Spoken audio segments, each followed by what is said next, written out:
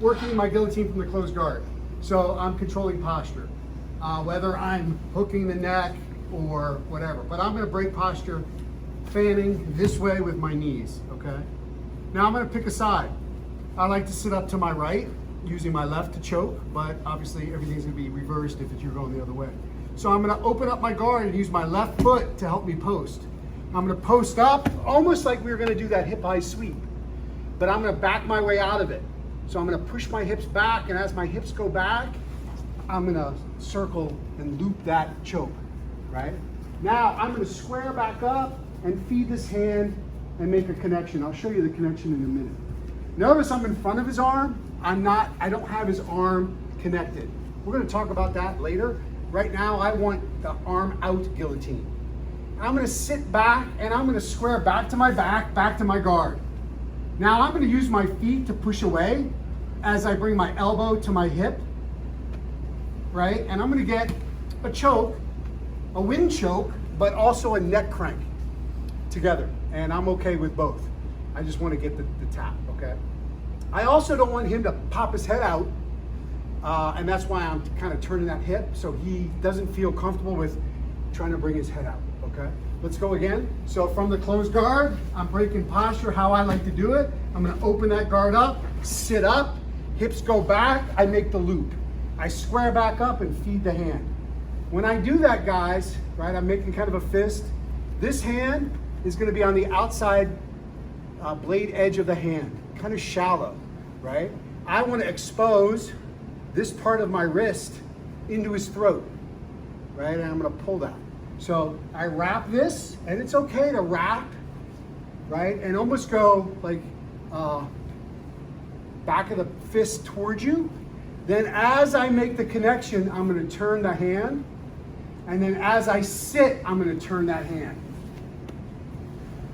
and finish the choke, okay? So one more time, without really talking.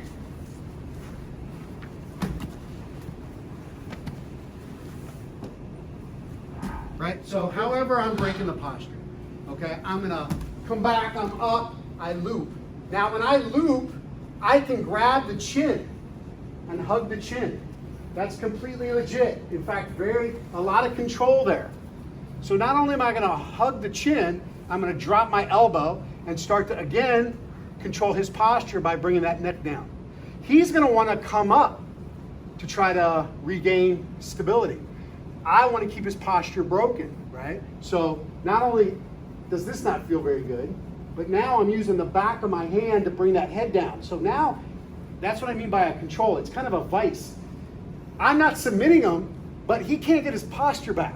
And if I had my hooks in, like for a butterfly, I could look to sweep him. So there's a lot of cool things we can do, right? So I'm up, right? I'm here, I hook. Look, second part I wanted to talk about, my hips have to go back. I have to make space for this hand to come through to make the connection. Once I make that connection, I can kind of pull this through. Now I'm gonna sit back. Truth be told, guys, I can sit back and just hook the legs here, right? Choke. I don't have to, especially if you have short legs or big guy, I don't need to come back to the closed guard. I just don't want him to bail out or roll. I want to keep him from doing that. So I'm up, boom, I'm here, I hug, I'm here, I'm in, sit back.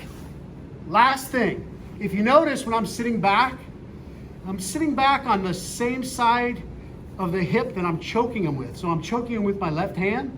I'm kind of on my left hip. So I'm here, right? I'm choking. I want to turn. That way when I bring that elbow to my hip, start to kick the feet away, right? It makes it a lot tighter, okay? So let's think about those three things. Cupping the chin, right? Sitting out, making space to get the connection. And then when we sit back, controlling them so they don't roll out of it. And then elbow to the hip to get a nice finish, okay? So again, let's go 3 for 3 on 1, ready?